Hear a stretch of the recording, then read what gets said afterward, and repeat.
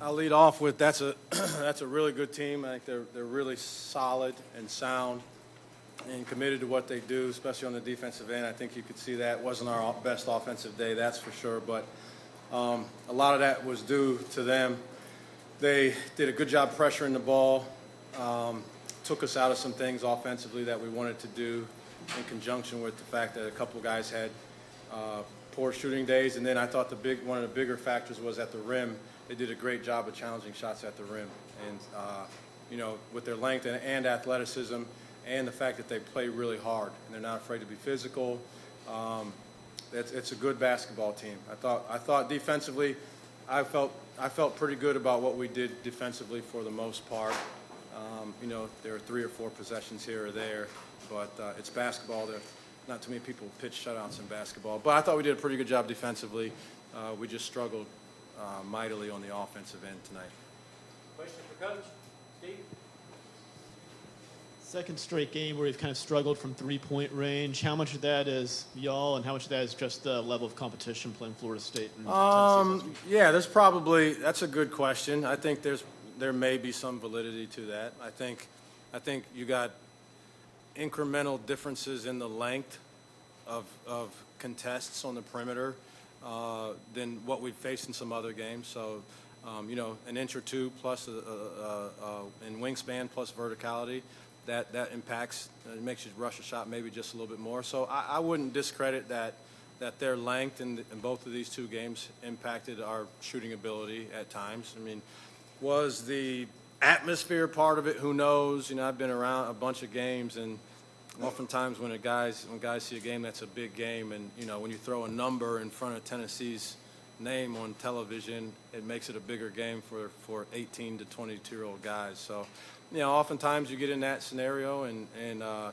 some guys perform really well, and some guys don't perform as well. And I think it was definitely some, especially once they blocked a couple shots around the basket, but then also from the perimeter, it was length, and then a little bit of it was shot quality. I didn't think it was great. Coach, there's games when any team can get by when you're not shooting the ball well. What about tonight? This opponent makes that extra difficult. Yeah, you can't do that against these guys. They're going to play possession defense. You have to have some sort of efficiency when you're doing it. Having said that, I thought if we played defense at a high level, which I thought we did for the most part in this game, I thought if we played defense at a high level that we didn't have to have any sort of earth-shattering, record-breaking night offensively. I thought we had to have a pretty good day offensively if we did what we needed to do defensively, and we did not have a pretty good day. So, but yeah, that was the end of the game. I mean, the difference in the game was just, I think, offensively we struggled to finish some plays off around the basket particularly, and then that extended out to the three-point line too. Lamont, you've got a guy like John Fulkerson who doesn't necessarily affect the score sheet tonight with just 4 rebounds, 1 block. But what can you do to simulate what he brings to a team, defensively, going up against your guys? It's hard because he's so active and plays with such a high motor, and you're going to tell your other guys to, hey, this is what the guy does. He's got his blue collar has a blue collar, and he's going to play physical and aggressive and play hard. And so it's hard to get guys to simulate that because that's what separates him. And it's probably, I don't know him, I'm not around him every day, but it's probably a big part of the reason why he's able to play at this level is because he plays like that. And so it affected the game. And it's not, like you said, it's not going to be on the stat sheet very often, but I thought his activity was definitely a factor. His activity in ball screens, his activity as a rebounder, his activity just as a pesky defender around the basket. So, he impacted the game. There's no question.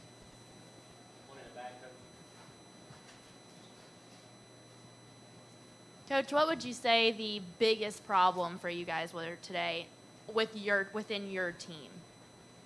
I don't know if I'd say problem, but the ball didn't go in the basket very much.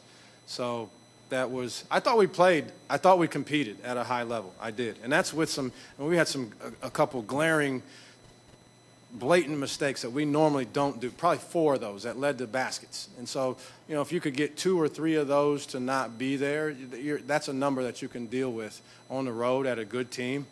that's a number you can deal with. You have to manufacture some offense somehow, and we typically have. We've had other games where we scored 90, you know, and it's, so we're still trying to find our way that way. But again, you got a couple guys, you know, we got guys like Matt Ryan that's been in this building before, and he wants to show that he's going to play really well. Like it goes a lot of different ways, you know. It's again, I think the game itself might have gotten to us a little bit on the offensive end in conjunction with the fact that they were long and athletic defenders. But at the end of the day, I think the biggest thing was we were not able to be efficient on the offensive end by any stretch of the imagination. We have time for one more. Anything? All right, thanks, Coach.